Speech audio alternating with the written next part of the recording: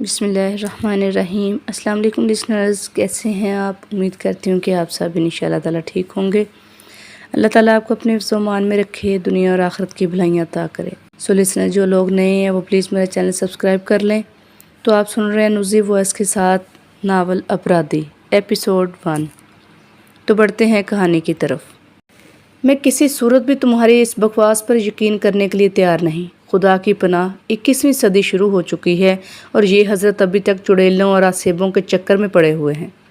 دنیا چاند کے بعد مریخ کو تسخیر کرنے کے بارے میں سوچ رہی ہے اور ہماری یہ حالت ہے کہ ہم وہیں تک چڑیلوں اور جن بوتوں کے قصے الاپ رہے ہیں۔ یہ ہماری بدقسمتی نہیں تو اور کیا ہے؟ کاشف ایک دم سجاد کی گفتگو سن کر جھنجھلا اٹھا۔ کمرے کا ماحول ایک لمحے میں کشیدہ ہو گیا۔ وہ دل مسوس کر رہ گیا۔ کاشف اس کے بچپن کا دوست تھا۔ اسکول سے لے کر کالج تک ان دونوں نے ایک ساتھ تعلیم حاصل کی تھی۔ تعلیم سے فراغت کے بعد وہ غم روزگار میں الجھ کر رہ گیا اور کاشف ایک امیر باپ کا بیٹا ہونے کی وجہ سے ہر غم سے آزاد تھا، اس لیے جدید سوسائٹی کے رنگ میں رنگتا چلا گیا۔ رفتہ رفتہ دین سے دور ہوتا گیا، لیکن وہ باقاعدگی کے ساتھ 5 وقت کی نماز پڑھتا رہتا تھا اور ساتھ ساتھ اسے روحانی علوم سے بھی خاص دلچسپی تھی۔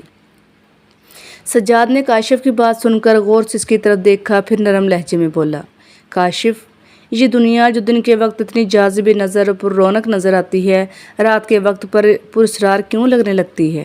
دن کے وقت دنیا کا بزدل ترین شخص بھی نہیں ڈرتا، لیکن رات کی تنہائی اور سناٹے بڑے بڑے بہادروں کو خوفزدہ کر دیتا ہے۔ آخر کیوں؟ اس سوال کا جواب ہے تمہارے پاس؟ ہاں ہے جواب، وہ بپھر کر بولا۔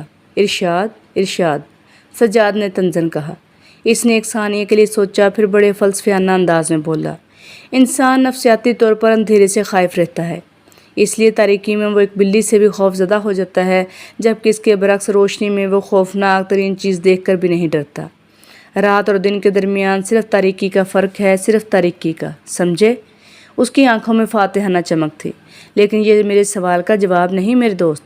انسان آخر نفسیاتی طور پر صرف تاریکی سے کیوں ڈرتا ہے؟ اجالے سے کیوں نہیں ڈرتا؟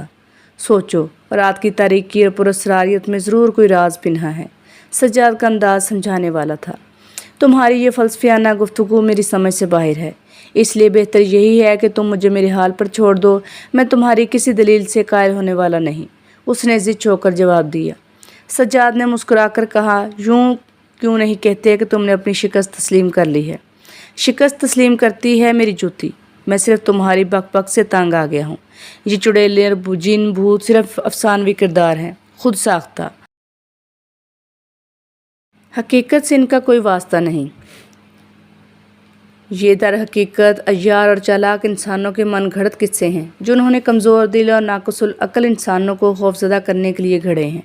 وہ کسی طرح بھی سجاد کی بات ماننے کے لیے تیار نہیں تھا۔ سجاد نے تھک کر نزدیکی میز پر پڑا ہوا گلاس اٹھایا اور جگ سے پانی لینے کے بعد ایک ہی سانس میں پی گیا۔ پانی پی لینے کے بعد اس نے گلاس کو دوبارہ میز پر رکھا اور ایک بار پھر اس کی طرف متوجہ ہو گیا۔ اچھا یہ بتاؤ، کیا تم جنات کو برحق مانتے ہو؟ بالکل مانتا ہوں، بلا شک و شبہ، کیونکہ قرآن پاک میں جنات کا تذکرہ موجود ہے اور بحیثیت مسلمان میں اس حقیقت سے انکار کرنے کی جرات نہیں کر سکتا۔ اس نے سجاد کی توقع کی عین مطابق جواب دیا۔ تو پھر تم اس حقیقت کو نہیں جھٹلا سکتے کہ اللہ تعالیٰ نے جنات کو مختلف روپ دھارنے کی صلاحیت بخشی ہے؟ قطعی نہیں جھٹلا سکتا، اس نے اس بات میں سر ہلایا۔ سفلی علوم کے بارے میں تمہاری کیا رائے ہے؟ سجاد نے اسے لائن پر آتے ہوئے دیکھ کر دوسرا سوال کیا۔ بالکل بکواس ہے، سادہ لوگوں کو لوٹنے کا بہترین اور آسان ذریعہ ہے۔ وہ دوبارہ پٹری سے اتر گیا۔ نہیں کاشف، تم دوبارہ غلطی کر رہے ہو۔ سفلی علوم دنیا میں موجود ہیں اور اس کے عامل جنوں اور انسانوں میں سے ہیں، جو ایسے مافوق الفطرت مناظر دکھاتے ہیں کہ کام انسان چکرا کر رہ جاتا ہے۔ دنیا میں ازل سے نیکی اور بدی کی جنگ جاری ہے اور حشر تک جاری رہے گی۔ سجاد حتی المقدور اسے قائل کرنے کی کوشش کرتے ہوئے بولا، میں نہیں مانتا کسی سفلی علوم کو، اس نے ہٹ دھرمی سے کہا۔ میں نہیں مانتا کسی سفلی علوم کو، اس نے ہٹ دھرمی سے کہا۔ چلو میں مان لیتا ہوں کہ تمہاری بات درست ہے، لیکن تم خدا تعالیٰ کی ان برگزیدہ ہستیوں کے متعلق کیا کہو گے جن کے معجزات پڑھ کر آج بھی انسان ورطۂ حیرت میں پڑ جاتا ہے؟ سجاد نے سوالیہ انداز میں پوچھا۔ ان کی بات اور تھی، انہیں خدا تعالیٰ نے بخشا تھا یہ مقام، اور یہ ان کی عبادت و ریاضت کا صلہ تھا۔ انہوں نے پیٹ پر پتھر باندھ کر یہ مقام حاصل کیا تھا۔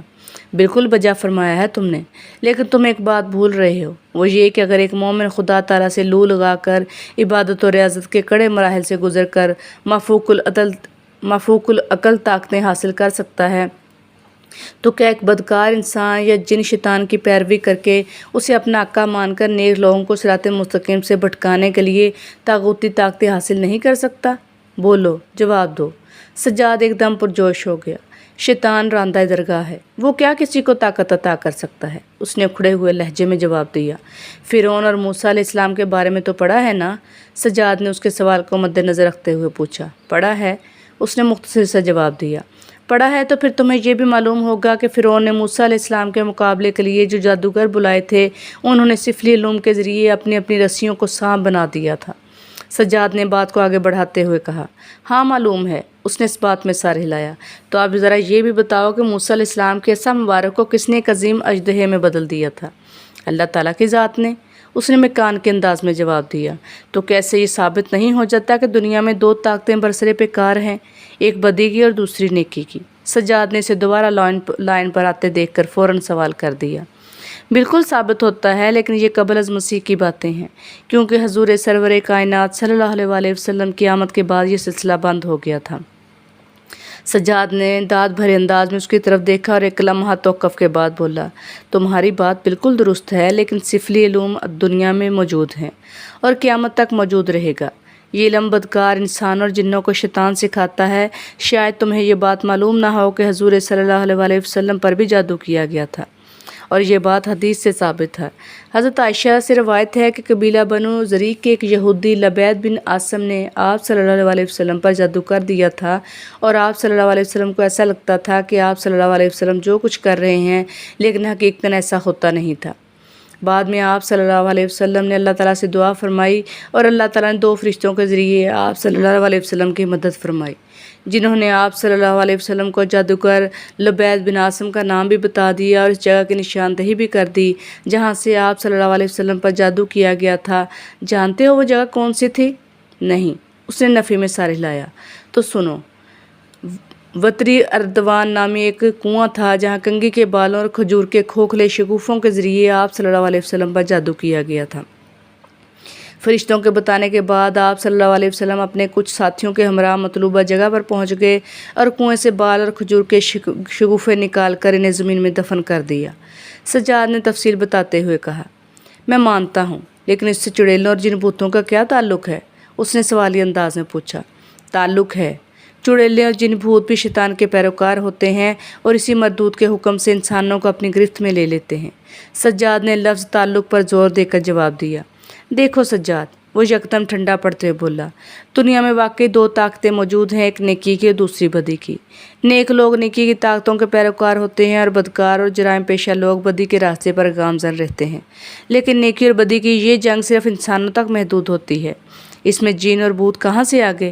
میں جانتا ہوں کہ تمہیں روحانی عملیات میں کافی مہارت حاصل ہے، لیکن اس کا مطلب یہ نہیں کہ تم مجھے غیر مرئی مخلوق کے قصے سنانے بیٹھ جاؤ۔ کاش یہ جنگ انسانوں تک محدود رہتی۔ سجاد نے کفِ افسوس ملتے ہوئے کہا، انسانوں تک ہی محدود ہے میرے دوست، خواہ مخواہ کی ٹینشن مت لو، پلیز ٹیک اٹ ایزی۔ اس کے انداز میں بے پرواہی تھی۔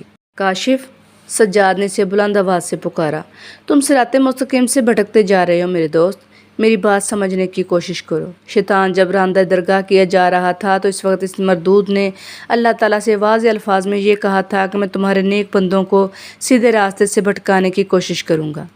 یہ چڑیلے اور جن بھوت شیطان کے کرندے ہیں، اس کی طاغوتی طاقتوں کے ناقابل تردید کرشمے ہیں۔ میرے دوست، شیطان انسان کی رگوں میں لہو بن کر دوڑ رہا ہے۔ انسانوں سے زیادہ جن اس کے طاغوتی لشکر میں شامل ہیں۔ اس کی طاغوتی طاقتوں کا شکار وہی لوگ ہو جاتے ہیں جو صراط مستقیم سے بھٹکے ہوئے ہوتے ہیں۔ مجھے ڈر ہے کہ تم کسی دن کسی شیطانی طاقت کے ہتھے نہ چڑھ جاؤ، کیونکہ بحیثیت مسلمان تمہارا کردار دن بدن زوال پذیر ہوتا جا رہا ہے۔ اپنے آپ کو سنبھال لو کاشف، ورنہ ڈونٹ وری یار، میں جدید ہندوستان کا باشندہ ہوں، میں کسی صورت میں ایسی لغویات پر یقین کرنے کے لیے تیار نہیں۔ وہ سجاد کی بات مکمل ہونے سے پہلے ہی فخریہ انداز میں بولا۔ سجاد نے پریشان کن انداز میں اس کی طرف دیکھا اور سامنے لگے ہوئے وال کلاک کو دیکھ کر اٹھ کھڑا ہوا، کیونکہ مغرب کی نماز کا ٹائم ہونے والا تھا۔ کیوں؟ کیا خفا ہو گئے؟ اس نے سجاد کو اٹھتے ہوئے دیکھ کر سوال کیا۔ نہیں تو، سجاد نے مختصر سا جواب دیا۔ تو پھر منہ کس لیے لٹکا رکھا ہے؟ کیا اس لیے کہ میں تمہارے دلائل سے قائل نہیں ہو سکا؟ اس کے لہجے میں طنز چھپا ہوا تھا جسے سجاد نے صاف طور پر محسوس کر لیا تھا۔ وقت تو تجھے اس طرح قائل کرے گا کہ پھر زندگی بھر کسی کی بات کو جھٹلانے کی کوشش نہیں کرو گے۔ اس نے سرد لہجے میں جواب دیا تو لمحہ بھر کے لیے کاشف کا رنگ اڑ گیا اور اس کی ساری شوخی ہوا ہو گئی۔ تاہم وہ سنبھل کر بولا، میرے دوست تب کی تب دیکھی جائے گی، فی الحال تو میں ایسی فضولیات میں نہیں پڑنا چاہتا۔ ٹھیک ہے تو پھر مجھے اجازت دو، میں مغرب کی نماز ادا کرنے کے بعد ابھی ایک عمل بھی کرنا ہے، تم تو ایسی باتوں سے آزاد ہو نا؟ سجاد نے مسافیہ کے لیے ہاتھ بڑھاتے ہوئے کہا۔ غم نہ کر، زندگی پڑی ہے ابھی۔ اس نے شوخ انداز میں ناصر کاظمی کا مصرعہ دہرایا اور سجاد سے ہاتھ ملانے کے بعد کمرے سے نکل گیا۔ اس کے جانے کے بعد سجاد نے جلدی سے باتھ روم میں گھس کر غسل کیا، کپڑے تبدیل کر کے بعد مغرب کی نماز پڑھنے میں مصروف ہو گیا۔ جس وقت کاشف سجاد کے گھر سے نکل کر اپنے گھر کی طرف روانہ ہو رہا تھا، عین اسی وقت شہر سے تقریباً 20 کلومیٹر دور ایک سال خوردہ مندر میں ایک کالا بھجنگ پجاری، جس کے مکروہ چہرے کو چیچک کے داغوں نے ضرورت سے زیادہ بھیانک بنا دیا تھا، وحشیانہ انداز میں کہے لگا رہا تھا۔ اس کے بدن پر صرف ایک دھوتی تھی۔ شام کے ملگجے اندھیرے نے مندر کو حد درجہ پراسرار بنا دیا تھا اور اوپر سے اس بھیانک پجاری کے فلک شگاف کہکہوں نے ماحول پر خوف کی ایک ایسی فضا طاری کر رکھی تھی کہ اگر یہ منظر ایک عام آدمی دیکھ لیتا تو خوف کی شدت سے مر جاتا یا پھر طویل بے ہوشی کا شکار ہو جاتا۔ یہ قدیم مندر ایک ایسے ویران مقام پر واقع تھا کہ رات تو رات، دن کے وقت بھی کوئی ذی شعور انسان اس کے قریب نہیں پھٹکتا تھا۔ یہ علاقہ مسلمانوں اور ہندوؤں کی ملی جلی آبادی پر مشتمل تھا، تاہم اکثریت مسلمانوں کی تھی۔ پجاری کے کہے آہستہ آہستہ تھمتے گئے۔ پھر ایک لمحے بعد مندر میں ہولناک سناٹا چھا گیا۔ مندر کے وسیع کشادہ کمرے میں چند شمعیں روشن تھیں جو کہ کمرے کی تاریکی کو کسی حد تک کم کر رہی تھی، لیکن کمرے کی وسعت کے لحاظ سے یہ چند شمعیں ناکافی تھیں۔ کمرے میں ٹہلتے ٹہلتے اچانک پجاری دھاڑا، نندنی تم کہاں ہو؟ فوراً حاضر ہو جاؤ۔ شکل کی طرح اس کی آواز بھی خوفناک تھی۔ یک ہوا کا ایک تیز جھونکا آیا اور تمام شمعیں چشمے زدن میں گل ہو گئیں۔ اب مندر کے اس کمرے میں ایسی تاریکی تھی کہ ہاتھ کو ہاتھ سجائی نہ دیتا تھا، لیکن پجاری نے ذرا برابر بھی اس عذاب شکن تاریکی کا نوٹس نہ لیا، کیونکہ وہ ظلمت کا پیروکار تھا، ابلیس کا ایک بہت بڑا نمائندہ تھا، اور ظلمت کے پجاری صرف نور سے ڈرتے ہیں، تاریکی سے نہیں۔ مان مندر میں کپڑوں کی سرسراہٹ کی آواز گونجی اور بجھی ہوئی شمعیں دوبارہ روشن ہو گئیں۔ ایک بار پھر کمرے میں ملگجی سی روشنی پھیل گئی، لیکن اب اس کی بار پجاری مندر کے کمرے میں اکیلا نہیں تھا، بلکہ اس کے سامنے ایک حور شمائل دوشیزہ سر جھکائے کھڑی تھی، جس کے چہرے پر خوف اور تردد کی ملی جلی کیفیت تھی۔ پجاری سے دیکھتے ہی خون خوار لہجے میں غرایا، تم نے حاضر ہونے میں اتنی دیر کس لیے لگا دی ہے؟ کیا تمہیں اپنی زندگی کی چنتا نہیں؟ مہاراج، میں اپنے شکار ڈھونڈنے میں مصروف تھی، بس اسی وجہ سے ذرا دیر ہو گئی۔ میں آپ کی حکم عدولی کرنے کی جرت کبھی نہیں کر سکتی، دوشیزہ نے اپنی صفائی پیش کرتے ہوئے کہا۔ یہ کرپا ہے مجھ پر مہاراج کی، ورنہ میں کس قابل ہوں؟ نندنی نے احسان مندانہ انداز میں جواب دیا۔ نندنی، تم جانتی ہو کہ تمہاری ذرا سی یہ لاپرواہی تمہارے لیے آقا ابلیس کی ناراضگی کا باعث بن سکتی ہے اور وہ تمہیں جلا کر بھسم کر سکتا ہے، لیکن ہر بار میری پوجا سے خوش ہو کر آقا ابلیس تمہیں معاف کر دیتا ہے، ورنہ اب تک تو تمہارا نام و نشان بھی مٹ چکا ہوتا۔ پجاری سے دمکاتے ہوئے بولا۔ یہ کرپا ہے مجھ پر مہاراج کی، ورنہ میں کس قابل ہوں؟ نندنی نے احسان مندانہ انداز میں جواب دیا۔ پجاری مایوسی سے بولا، نندنی، میری یہ کرپا تمہیں صرف چند روز تک زندہ رکھ سکتی ہے، اس کے بعد میں بے بس ہو جاؤں گا، پھر تمہیں ایک عبرتناک موت کا سامنا کرنا پڑے گا۔ پجاری کی بات سن کر ایک لمحے کے لیے تو نندنی سر تپا لرز اٹھی، مگر پھر سنبھل کر بولی، مہاراج، میرا دوش کیا ہے؟ میں نے تو آج تک کوئی جرم نہیں کیا، میں تو آقا ابلیس کی ایک ادنا سی داسی ہوں، میں اس کے لیے برسوں سے آدم کی اولاد کو بھٹکاتی آ رہی ہوں اور بھٹکاتی رہوں گی۔ نندنی، تم کیسی جن زادی ہو؟ تم سے اس جدید دور کی لڑکیاں بھی زیادہ تیز ہیں، جو اچھے خاصے باہوش اور عقل مند نوجوان کو پلک جھپکنے کی دیر میں ہوش و خرد سے بیگانہ کر دیتی ہیں، مگر تم پچھلے ایک برس سے میرے مطلوبہ نوجوان نہیں ڈھونڈ سکی۔ یہ تمہارا دوش نہیں تو اور کیا ہے؟ پجاری نے خون خوار نظروں سے گھورتے ہوئے جواب دیا، مہاراج، اس میں میرا کوئی دوش نہیں، قسم آقا ابلیس کی، میں نے ہر ممکن کوشش کر ڈالی ہے مگر مجھے کہیں بھی آپ کا مطلوبہ نوجوان نظر نہیں آیا۔ میں آپ کو وچن دیتی ہوں کہ جب بھی مجھے آپ کا مطلوبہ نوجوان مل گیا اسی دن اسے آپ کے چرنوں میں لا پھینکوں گی، میرا وشواس کریں۔ نندنی نے امید بھری نظروں سے پجاری کی طرف دیکھتے ہوئے پرعزم لہجے میں کہا۔ کالے بجھنگ پجاری نے ایک ثانیے کے لیے خاموشی اختیار کر لی اور اس کی تنگ پیشانی پر سوچ کی لکیریں ابھر کر ڈوبنے لگیں۔ شاید وہ کسی گہری سوچ میں گھر گیا تھا، تبھی نندنی کی موجودگی سے بے خبر نظر آ رہا تھا، مگر نندنی بدستور رحم طلب نظروں سے اس کی جانب دیکھے جا رہی تھی۔ اچانک وہ نندنی کی طرف متوجہ ہوا اور اس کے بھیانک چہرے پر ایک مکروہ مسکراہٹ پھیل گئی۔ نندنی، اس بار اس کے لہجے میں نرمی تھی۔ جی مہاراج، وہ ہمتن گوش ہو گئی۔ تمہارا مسئلہ حل ہو گیا ہے۔ کاش مجھے اس بات کا پہلے خیال آ جاتا تو ہمیں اس قدر پریشان نہ ہونا پڑتا۔ ہمارے پاس وہ مطلوبہ نوجوان ڈھونڈنے کا ایک بالکل آسان ذریعہ ہے۔ کون سا ذریعہ مہاراج؟ نندنی نے بے چینی سے استفسار کیا۔ آئینہ سامری، اس نے فخری انداز میں جواب دیا۔ مہاراج شمبھو ناتھ کیجیے، نندنی نے پرمسرت نعرہ لگایا۔ چلو نندنی، آئینہ سامری میں دیکھتے ہیں کہ ہمارا مطلوبہ نوجوان کہاں ہے، پجاری شمبھو ناتھ نے قدم آگے بڑھاتے ہوئے کہا۔ تھوڑی دیر کے بعد وہ دونوں مندر میں موجود ایک قدیم تہہ خانہ کی سیڑھیاں اتر رہے تھے۔ تہہ خانے میں پہنچنے کے بعد نندنی نے جلدی سے ایک شمع جلا دی جس سے وہاں خاطر خواہ روشنی پھیل گئی۔ اس تہہ خانے میں عجیب و غریب قسم کی پراسرار چیزیں بکھری پڑی تھیں۔ ایک طرف چند انسانی کھوپڑیاں ایک ترتیب سے اوپر نیچے دھری ہوئی تھیں۔ سامنے ایک قدرے بلند چبوترے پر کالی دیوی کا بھیانک بت استادہ تھا جس کی خوفناک آنکھوں سے شعلے سے لپکتے ہوئے محسوس ہوتے اور چہرہ قہر و غضب کی علامت پیش کر رہا تھا۔ یہ بت صدیوں سے حیوانی اور انسانی جانوں کا بلیدان لیتا آ رہا تھا۔ کالی دیوی کے بت کے سامنے پہنچتے ہی شمبھو ناتھ نے نندنی سے کہا، بلیدان دینے کے لیے فوراً ایک کمسن لڑکے کا بندوبست کرو کیونکہ کالی میاں کو خوش کیے بغیر ہم اپنے مقصد میں کامیاب نہیں ہو سکتے۔ شمبھو ناتھ کا حکم سنتے ہی نندنی فوراً غائب ہو گئی۔ چند لمحوں کے بعد جب وہ دوبارہ تہہ خانے میں نمودار ہوئی تو اس نے ایک کمسن لڑکا اٹھا رکھا تھا۔ لڑکے کی عمر بمشکل 5 برس کے قریب تھی اور وہ بے ہوش تھا۔ نندنی نے بے ہوش لڑکے کو کالی دیوی کے چرنوں میں ڈالا، پھر اپنے لباس سے ایک تیز دھار خنجر نکال کر شمبھو ناتھ کے حوالے کر دیا۔ شمبھو ناتھ خنجر لے کر آگے بڑھا اور بے ہوش پڑے ہوئے لڑکے کے قریب پہنچ کر ایک لمحے کے لیے ساکت کھڑا ہو گیا۔ نندنی بڑے غور سے اس کی حرکات و سکنات دیکھ رہی تھی۔ مان شمبھو ناتھ نے خنجر کو فضا میں بلند کیا، پھر جے کالی کا منحوس نعرہ لگاتے ہوئے اس نے بے ہوش پڑے ہوئے لڑکے کی گردن پر خنجر پھیر دیا۔ معصوم لڑکے کا جسم ماہی بیاب کی طرح تڑپنے لگا اور اس کی گردن سے ابلنے والا خون کالی دیوی کے چرنوں میں بہنے لگا۔ تھوڑی دیر کے بعد لڑکے کا تڑپتا ہوا جسم ساکت ہو چکا تھا۔ شمبھو ناتھ اور نندنی فوراً بت کے سامنے سر جھکا کر ہاتھ باندھ کر کھڑے ہو گئے۔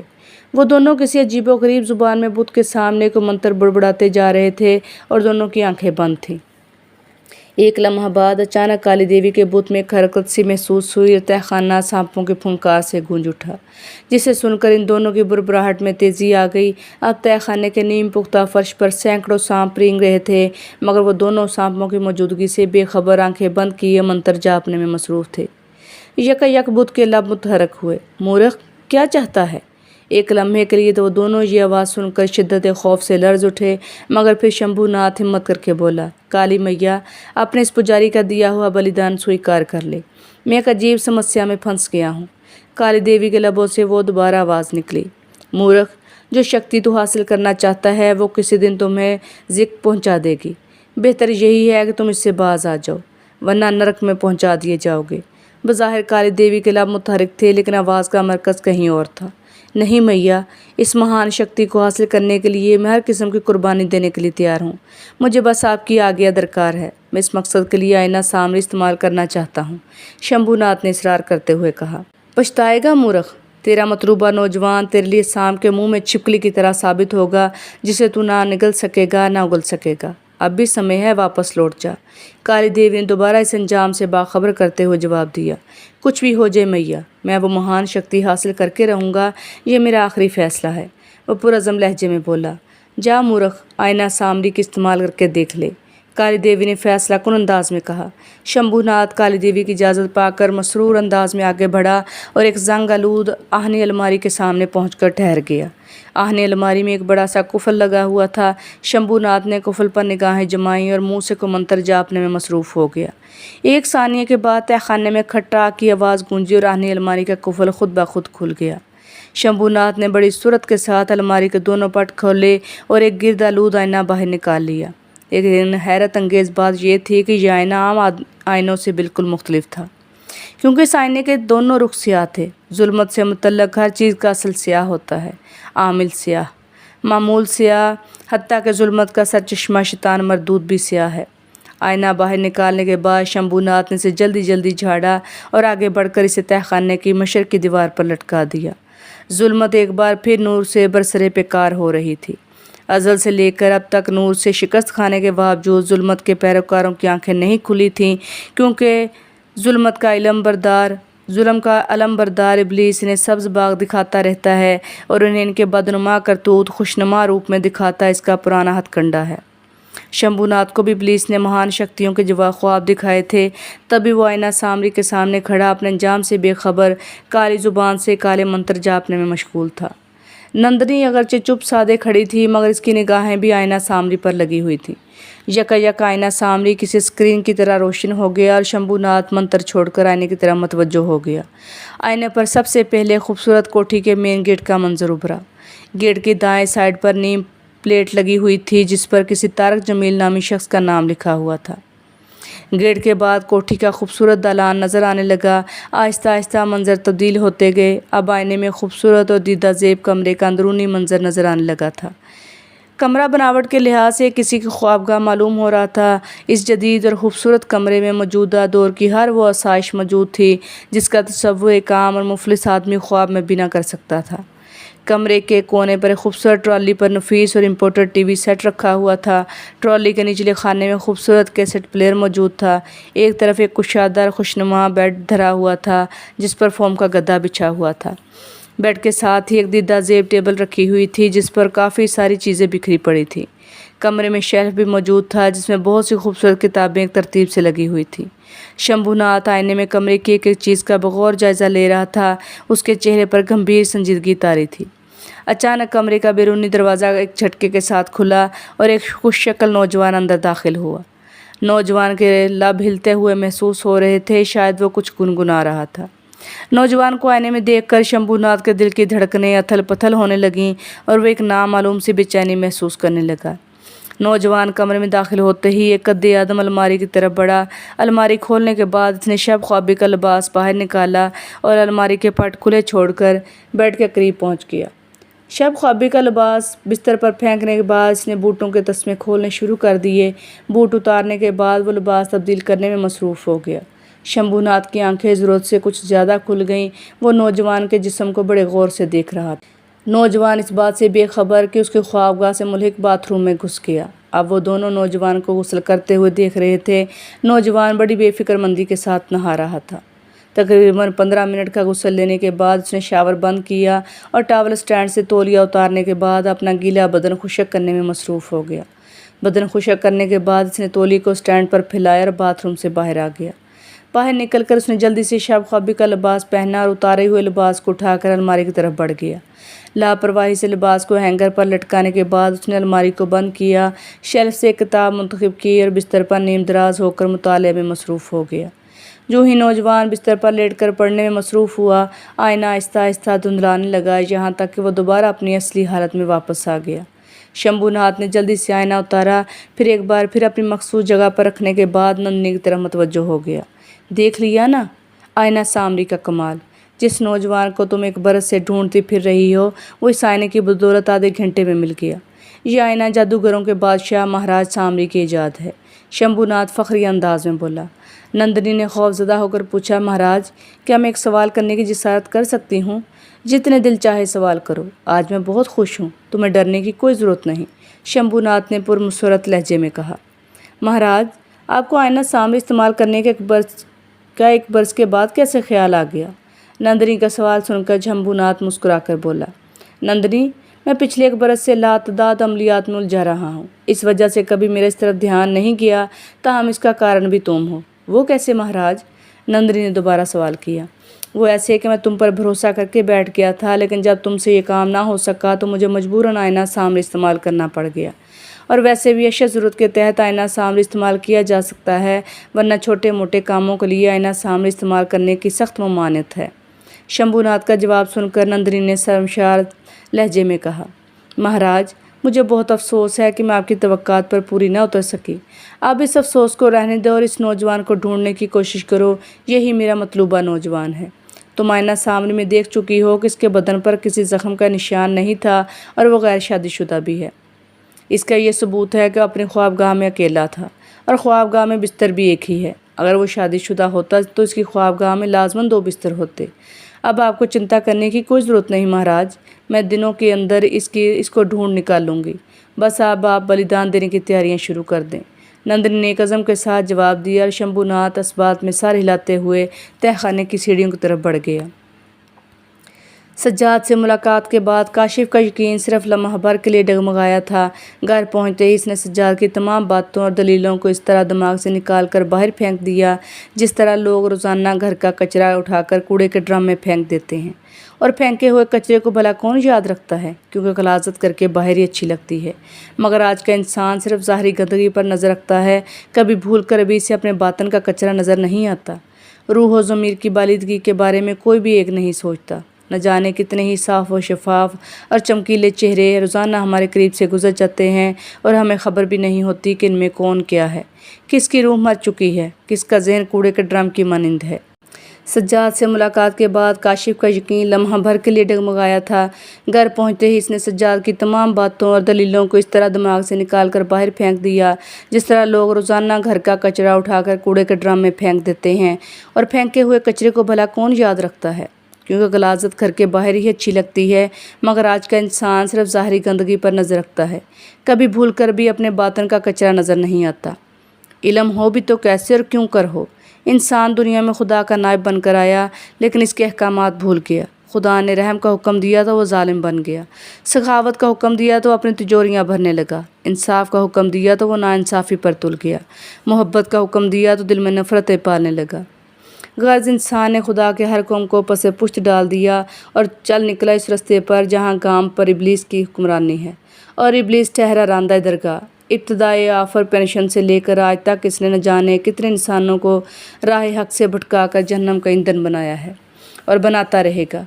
हशर तक इस लाइन का यह मज़मूम धंधा जारी रहेगा। काशिफ भी मकाफ़ाती अमल को भूल कर इसी रास्ते पर चल निकला था जिसका इख्तिताम आखिरकार जहन्नम के दरवाजे पर होता है। सज्जाद के लाख समझाने के बावजूद इसके कानों पर जूं तक न रिंगी। एक लम्हे के लिए भी इसने सज्जाद की बातों पर संजीदगी से नहीं सोचा था। इसके नज़दीक ज़िंदगी सिर्फ इंजॉय करने के लिए थी, ना कि गुनाह और सवाब का फ़लसफ़ा समझने के लिए। वो सेठ तारक जमील का बेटा था जिसकी एक नहीं 2 फैक्ट्रियाँ थी। दौलत इनके घर की बांदी थी और दौलत का नशा सर चढ़कर बोलता है। बाप ने कभी भी इसकी ज़ाती ज़िंदगी में मुदाखलत नहीं की थी और माँ तो वैसे भी सोशल वर्कर थी। उसके पास इतना वक्त कहाँ था कि वो काशिफ को अच्छे बुरे की तमीज़ सिखाती। इसे तो फलाही कामों से फुर्सत नहीं मिलती थी। अमीरों के पास जब करने के लिए कोई काम नहीं होता तो वो ज़माने को दिखाने के लिए सोशल वर्कर बन जाते हैं। महज टाइम पास करने के लिए बेगम तारक जमील भी सोशल वर्कर बनकर टाइम पास कर रही थी। वह हरी किस्मत तेरे खेल। कोई टाइम पास करने के लिए मुश्किलें ढूंढता फिरता है तो किसी को 2 घड़ी आंख लगाने का वक्त भी नहीं मिलता। रात को देर तक जागने के बाद काशिफ सुबह के 10 बजे बेदार हुआ था। बैटरी लेने के बाद भी वो काफ़ी देर तक बिस्तर पर रेंटता रहा। तकरीबन 11:15 बजे के करीब वो बादल नुखास्ता बेड से उठा और बाथरूम में घुस गया। जितनी देर में वो नहा धोकर कीमती सूट जेब तन करके बाहर निकला, उस वक्त तक एक नौकर उसके लिए नाश्ता लगा चुका था। नाश्ता करने के बाद वो बाहर निकला। गैराज से अपनी नई हुंडा अकार्ड निकालने के बाद इसे दौड़ाता हुआ शहर के एक मशहूर 5 स्टार होटल में पहुंच गया। गाड़ी को पार्क करने के बाद वो की रिंग को उंगली पर घुमाता हुआ होटल की हाल की तरफ चल पड़ा। टेबल संभालते ही एक चुस्त वेटर इसके करीब पहुंच गया। मोस्ट वेलकम सर, वेटर ने इसे सलूट मारते हुए मुअद्दब अंदाज में कहा। काशिफ ने सर की जुम्बश से इसके सलाम का जवाब दिया, फिर बड़े राजदाना अंदाज में बोला, सलमान मेरा काम हुआ है या अभी तक टामक टोइयाँ मार रहे हो? सर वो अपने आप को बड़ी ऊंची चीज़ समझती है, कहती है मैंने काशिफ जैसे बड़े नौ दौलतिये देखे हैं, उसने आपकी हर पेशकश ठुकरा दी है। वेटर नुमान ने बिला तमहीद जवाब दिया। वेटर का जवाब सुनकर लम्हा भर के लिए तो काशिफ का पुराना खून खोलता हुआ महसूस होने लगा। इससे कबल कभी भी किसी ने इसकी इतनी इंसल्ट नहीं की थी। ताहम वो अपनी दिली कैफियत को वेटर से छुपाते हुए मुहतात अंदाज में बोला, छोड़ो यार, इस 2 टके की छोकरी की खातिर अब हम जलील तो नहीं हो सकते ना। उसने हमारी पेशकश ठुकरा कर हमारा कुछ नहीं बिगाड़ा, बल्कि अपने मुकद्दर में लात मारी है। خیر اس کی مرضی، ہم کیا کر سکتے ہیں۔ سر کچھ پئیں گے؟ ویٹر نے موضوع بدل کر پوچھا۔ موڈ تو نہیں، لیکن پھر بھی تم ایسا کرو، ایک اسٹرانگ سی کافی لے آؤ۔ ویسے ابھی کچھ دیر پہلے میں ناشتہ کر چکا ہوں، اس نے زبردستی کی مسکراہٹ لبوں پر سجاتے ہوئے جواب دیا۔ ویٹر اوکے سر کہہ کر الٹے قدموں واپس لوٹ گیا اور کاشف ارد گرد کے ماحول سے لا تعلق ہو کر خیالات میں کھو گیا۔ صبیحہ کو اس نے 2 ماہ قبل ایک مارکیٹ میں دیکھا تھا جب وہ ایک جنرل سٹور سے سستا سا کاسمیٹکس کا سامان خرید رہی تھی۔ کاشف نے اسی دن سے فری ہونے کی کوشش کی تھی، لیکن وہ غریب ہونے کے باوجود حد درجہ خوددار نکلی تھی۔ اس نے صبیحہ کو پھانسنے کے لیے ہر حربہ آزما ڈالا، لیکن ہر بار اسے ناکامی ہوئی۔ ایک بات اس نے صبیحہ کو اٹھانے کی کوشش بھی کی تھی مگر کامیاب نہ ہو سکا۔ اسے آج بھی صبیحہ کے کہے ہوئے وہ آخری الفاظ یاد تھے۔ صبیحہ نے روتے ہوئے اسے بد دعا دی تھی، امیر باپ کے مغرور بیٹے، کان کھول کر سن، جس خدا نے تجھے ایک شاندار محل میں پیدا کیا، وہ اگر چاہتا تو تجھے کسی فقیر کی کٹیا میں بھی پیدا کر سکتا تھا۔ اپنی دولت اور شان و شوکت پر اتنا مت اترا، تجھ سے پہلے بھی اس دھرتی پر کئی فرعون اور نمرود جنم لے چکے ہیں۔ ڈر ان کے عبرتناک انجام سے، اوپر والے کی لاٹھی بے آواز ہوتی ہے۔ میں تجھے کبھی بھی بد دعا نہ دیتی، لیکن آج تم نے مجھے سرے بازار رسوا کر کے بد دعا دینے پر مجبور کر دیا۔ خدا کرے تجھے کبھی بھی چین نصیب نہ ہو، تو در در کے دھکے کھاتا پھرے اور دنیا تجھے میری طرح رسوا ہوتے ہوئے دیکھے۔ اللہ کرے تجھے قبر کی مٹی بھی نصیب نہ ہو۔ یہ میری بد دعا ہے، ایک مفلس لڑکی کی بد دعا جسے تو ایک رات کے لیے خریدنا چاہتا ہے۔ لیکن میں بکاؤ مال نہیں، میں تھوکتی ہوں تمہاری دولت اور شان و شوکت پر۔ میرے گھر کی سوکھی روٹی تیرے محل کے غیر ملکی پکوانوں سے کہیں بہتر ہے۔ تجھ میں اگر ذرا بھی غیرت ہے تو آئندہ مجھے اپنی منحوس شکل مت دکھانا۔ ویٹر کپ کی ٹیبل پر کافی رکھ کر جا چکا تھا مگر وہ بدستور صبیحہ کے خیالات میں کھویا ہوا تھا۔ اسے اتنی بھی خبر نہ ہو سکی کہ کافی ٹھنڈی ہو کر کڑوی ہو چکی ہے۔ کیا میں یہاں بیٹھ سکتی ہوں؟ اچانک اس کے کانوں میں ایک مترنم سی نسوانی آواز گونجی۔ اس نے چونک کر جب مخاطب کی طرف دیکھا تو ہڑبڑا کر اٹھ کھڑا ہوا۔ اسے اپنی آنکھوں پر یقین نہیں آ رہا تھا۔ اس نے اپنے بازو پر چٹکی کاٹی اور خود کلامی کے انداز میں بڑبڑایا، نہیں، یہ نہیں ہو سکتا، یہ ناممکن ہے۔ اے مسٹر، کیا سٹھیا گئے ہو؟ مجھے بیٹھنے کو نہیں کہو گے؟ سامنے کھڑی لڑکی دوبارہ اسے مخاطب ہوئی۔ تو تم صبیحہ ہو نا؟ اس نے لڑکھڑاتے ہوئے لہجے میں پوچھا۔ تو تمہارا کیا خیال ہے؟ کیا میں صبیحہ کی روح ہوں؟ وہ مسکراتے ہوئے بولی۔ نہیں تو میں ویسے ہی پوچھ رہا ہوں۔ تمہیں تو مجھ سے نفرت تھی نا، پھر یہ انہونی کیسے ہو گئی؟ تم خود چل کر میرے پاس پہنچ گئی۔ وہ ابھی تک تذبذب کا شکار تھا، تبھی پٹر پٹر صبیحہ کی طرف دیکھ رہا تھا۔ کاشف ڈیئر، نفرت تھی لیکن اب نہیں رہی، جانتے کیوں؟ اتنا کہہ کر وہ خالی کرسی پر بیٹھ گئی اور اس نے نفی میں سر ہلایا تو وہ دوبارہ بولی۔ اس لیے کہ اب میں پہلے والی غریب اور مفلس صبیحہ نہیں رہی۔ اب میرے پاس بھی وہ سب کچھ ہے جو تمہارے پاس ہے، یعنی بنگلہ، گاڑی، نوکر چاکر اور ملیں وغیرہ۔ اب میں تم سے بلا جھجک دوستی رکھ سکتی ہوں۔ بولو، میری دوستی منظور ہے؟ اس نے جواب طلب نظروں سے کاشف کی طرف دیکھا۔ دل و جان سے منظور ہے میری جان، اس نے لگاوٹ بھرے لہجے میں جواب دیا، لیکن میری ایک شرط ہے، وہ تجھے ماننا پڑے گی۔ مجھے تمہاری ہر شرط منظور ہے، بولو۔ ہماری دوستی صرف ایک رات کے لیے نہیں ہوگی بلکہ عمر بھر کے لیے ہوگی، ٹھیک ہے نا؟ بالکل ٹھیک ہے۔ اب تو میں تم سے شادی کرنے کے لیے بھی تیار ہوں۔ پہلے کی بات اور تھی، اسے بھول جاؤ۔ میں صرف مفلس لڑکیوں سے ایک رات کی دوستی رکھتا ہوں، سمجھی؟ میں تجھے مفلس لڑکیوں سے ایک رات کی دوستی رکھنے سے کبھی منع نہیں کروں گی، لیکن تم بھی ایک وعدہ کرو کہ میری ہر بات بلا چون چرا مانتے رہو گے۔ وہ دوبارہ سوالی انداز میں بولی۔ پکا وعدہ؟ کہو تو اسٹیمپ پیپر پر لکھ دوں بما اپنے سائن کے، اس نے شرارت بھرے لہجے میں جواب دیا۔ نہیں، اس کی ضرورت نہیں، مجھے تمہاری زبان پر بھروسہ ہے۔ ویسے بھی اب تم مجھ سے اتنی آسانی کے ساتھ دامن نہیں چھڑا سکتے۔ میں اب رجو ریڑھی والے کی بیٹی نہیں رہی، اب میں سیٹھ رضوان احمد کی اکلوتی بیٹی ہوں اور میرا ذاتی اکاؤنٹ کروڑوں سے اوپر ہے۔ سمجھ گئے مسٹر کاشف جمیل؟ وہ تنبیہی انداز میں بولی۔ کاشف نے ایک لمحے کے لیے غور سے اس کی طرف دیکھا تو وہ گڑبڑا کر رہ گئی۔ ایسے کیا دیکھ رہے ہو؟ کیا میرے سر پر سینگ نکل آئے ہیں؟ میں سوچ رہا ہوں کہ وہ ڈرپوک سی صبیحہ کہاں گئی؟ تمہارے تیور دیکھ کر لگتا ہے کہ تم وہ نہیں۔ وہ کبھی بھی تمہاری طرح اتنی خود اعتمادی سے نہیں بول سکتی تھی۔ ڈونٹ وری یار، تم تو خواہ مخواہ پریشان ہو رہے ہو، یہ جانتے ہوئے بھی کہ اس جدید دور میں دولت ہی وہ وحل شے ہے جو ہر مشکل کا حل ہے، ہر بند تالے کی چابی ہے۔ جیب ہماری ہو تو خود اعتمادی خود بخود بھر جاتی ہے، اس نے لاپرواہی سے جواب دیا اور کرسی سے اٹھ کھڑی ہوئی۔ کاشف اسے اٹھتے دیکھ کر بکھلا سر گیا۔ شاید تم ناراض ہو گئی ہو؟ آئی ایم سوری، میں تو صرف مذاق کر رہا تھا۔ بیٹھو، میں تمہارے لیے کولڈ ڈرنک منگواتا ہوں۔ نہیں، کولڈ ڈرنک کو رہنے دو، آج میں تمہیں ایک ایسی چیز پلاؤں گی کہ زندگی بھر یاد رکھو گے۔ چلو اٹھو، دیر ہو رہی ہے۔ آج میں گھر میں بالکل اکیلی ہوں، خوب انجوائے کریں گے۔ یہ کہہ کر وہ ہال کے مین گیٹ کی طرف چل پڑی۔ کاشف کسی معمول کی طرح سہزدہ ہو کر کرسی سے اٹھا اور اس کے پیچھے روانہ ہو گیا۔ ایک لمحہ بعد وہ دونوں صبیحہ کی نئی مرسڈیز میں سوار ہو کر مین روڈ پر نکل آئے۔ کاشف نے اپنی گاڑی ہوٹل میں ہی پارک کر دی تھی۔ ڈرائیونگ خود صبیحہ کر رہی تھی اور کاشف ساتھ والی سیٹ پر بیٹھا اپنی کامیابی پر حد درجہ مسرور نظر آ رہا تھا۔ مدتوں بعد اس کی درینہ خواہش پوری ہو رہی تھی۔ وہ صبیحہ جس کی قربت حاصل کرنے کے لیے وہ گزشتہ 2 ماہ سے پاگل ہو رہا تھا، خود بخود چل کر اس کے پاس پہنچ گئی تھی۔ اپنی اس کامیابی پر وہ جتنا بھی فخر کرتا کم تھا۔ لسنر، یہ تھی آج کی ایپیسوڈ۔ کہانی کیسی لگی کمنٹس میں لازمی بتائیے گا، اور پلیز جن لوگوں نے اب تک سبسکرائب نہیں کیا میرے چینل کو وہ سبسکرائب کر لیں، اور زیادہ سے زیادہ میرے چینل کو شیئر کریں۔ تو کہانی سننے کے لیے شکریہ، دعا میں یاد رکھیے گا۔ اللہ حافظ۔